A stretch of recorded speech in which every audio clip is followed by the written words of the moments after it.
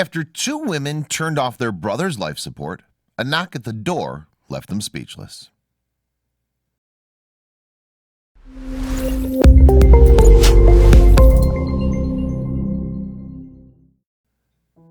Alfonso Bennett's family are being asked to make the most agonizing of decisions. In front of them, in a hospital bed, lies their badly injured relative who shows no signs of waking up. And after weighing up all the facts, they heartbreakingly opt to switch off his life support. But just as his life slips away, little do they know that sometimes the dead never really leave us. In late April 2019, a brutally beaten and entirely naked man was discovered by Chicago police under a vehicle. The unconscious victim was taken to the city's Mercy Hospital, where he was initially recorded as a John Doe. Indeed, the patient had been so badly disfigured that medical staff struggled to identify him. However, with the help of police, the hospital eventually managed to discover just who the mystery man was. He was Alfonso Bennett, an individual who had previously been reported missing. Interestingly, cops had identified him with the help of a mugshot they'd taken following an alleged crime. Mistakenly, a witness at the scene had told police he was called Elijah Bennett. As a result, Rosie Brooks, one of Bennett's four sisters, got the call that any family member would dread. Speaking to CBS, Brooks recalled, "She identified herself as Jennifer from Mercy Hospital. She was a social worker. She was looking for relatives of Alfonso Bennett, and I told her that was my brother. And she said, well, he's here in ICU, intensive care unit." So Brooks and two of her sisters rushed to the Mercy Hospital and Medical Center, where they found their horrifically injured brother. They had him on the ventilator and they had a tube in his mouth, Brooks told CBS. However, the sisters all sensed that something wasn't quite right from the onset. Indeed, Bennett's sisters suspected that the severely injured man lying unconscious in the hospital bed wasn't their estranged brother after all. And they reportedly expressed such doubts to medical professionals at every opportunity. However, each and every time the sisters' concerns were raised, staff allegedly dismissed them. Surely the family were just in denial. Well, the doctors apparently weren't prepared to entertain the idea that the man they were treating was someone else entirely. According to reports, they repeatedly told the three siblings that they were simply in denial due to their grief. In fact, court documents showed that the sisters were told outright that they needed to accept it. In a later interview, Rosie Brooks told journalists about her numerous attempts to seek official confirmation about the man's identity. "I said, 'How did you all verify this was my brother?' Brooks explained. "In my heart, I could not recognize him. What's worse, the issue was muddied further because the sisters hadn't seen Alfonso for quite some time. As often happens in families, they'd become estranged. They kept saying CPD, the Chicago Police Department, identified this person as our brother." Another sister, Brenda Bennett Johnson, told CBS. However, the siblings were left concerned about the identification method that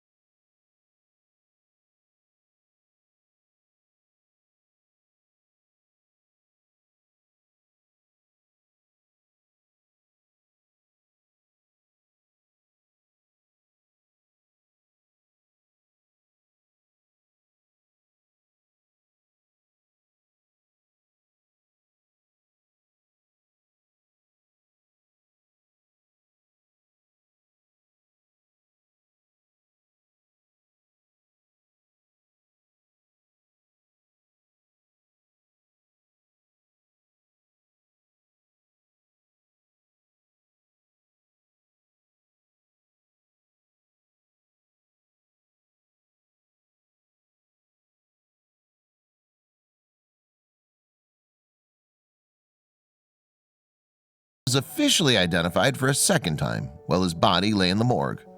But the sister's attorney told CBS that he found it staggering that this method hadn't been used in the first place. You see, Canon Lambert Sr. said, "I can't conceive of how a budgetary issue would drive whether a person who was a John Doe would be fingerprinted before they're taken off life support. If that's the situation, something's got to be done."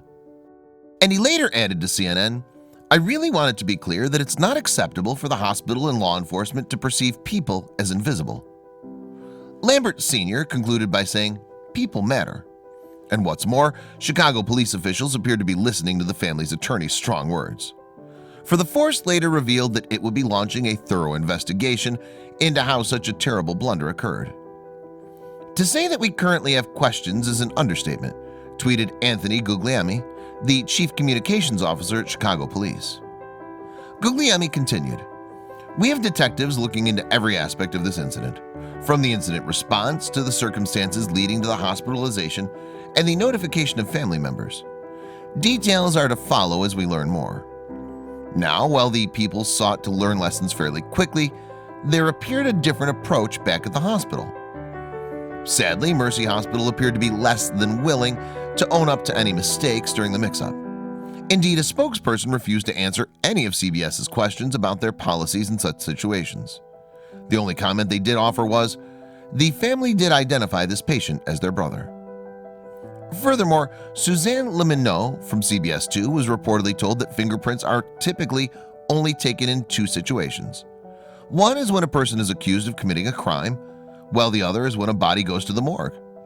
Of course, the latter came too late for Bennett's sisters, as well as the man who actually died. So, who exactly was the man who was wrongfully identified?